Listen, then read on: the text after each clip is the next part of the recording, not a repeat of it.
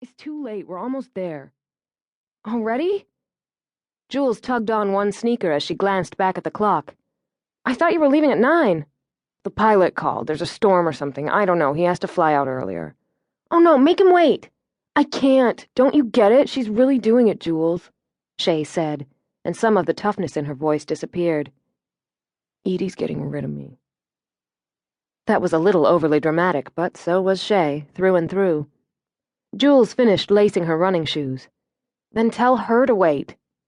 You tell her, Shay said, and a second later Jules heard her mother's voice say, Look, Julia, there's no reason to argue with me. This is beyond my control. I told Shaylee that she has to go whenever the pilot can fly her safely to the school, and he says they need to go earlier because of the storm. No, Mom, wait, you can't just send her to— I damn well can. She's underage, I'm her guardian, and she's got a court order. We've had this conversation before. Let's not rehash it. But it's either this or juvenile detention again. This is her last chance, Julia.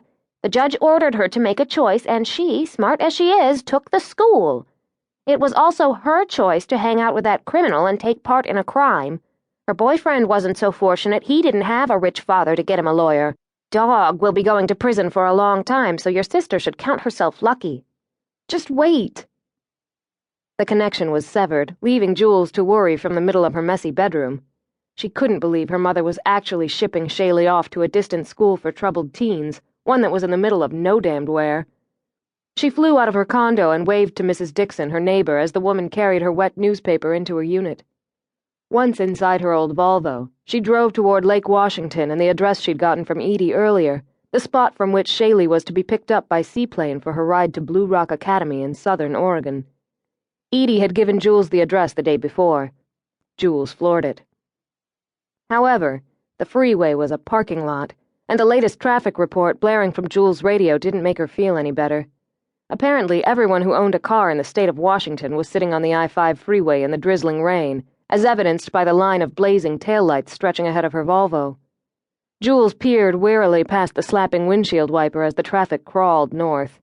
Still fighting a headache, she drummed her fingers on her steering wheel and wished she knew a faster way to get to Lake Washington. She'd battled rush hour down in Portland, Oregon, when she'd worked at Bateman High, but since losing her teaching job last June, she'd been spared the annoyance of rush hour. In her current position as a waitress at 101, a high-end restaurant on the waterfront, she covered the night shift and usually avoided traffic, one of the few perks of the job. The radio did little to calm her nerves, and the windshield wipers slapping away the rain only added to her case of jitters. Jules was too late. Shay was going to fly off without a goodbye, and there was nothing anyone could do about it. Not even Edie could fix this. A judge had ruled that Shay was to be sent away for rehabilitation. She tuned the radio to a station where songs from the 80s were peppered with rapid-fire traffic updates from Brenda, the serious reporter who rattled off trouble spots on the freeway system so fast it was hard to keep up. Not that it helped. Basically, it seemed, every freeway was a snarled mess this miserable February morning. Come on, Jules muttered, glancing at the clock on the dash of her 20-year-old sedan. 8:17, the height of rush hour, and she was supposed to be on the dock by 8:30 or it would be too late. She flipped on her blinker and bullied her way into the lane that was curving toward the Evergreen Point Bridge that spanned Lake Washington. A semi-driver reluctantly allowed her to squeeze in, and she offered him a smile and a wave as she wedged her way into the far-right lane and nosed her car east.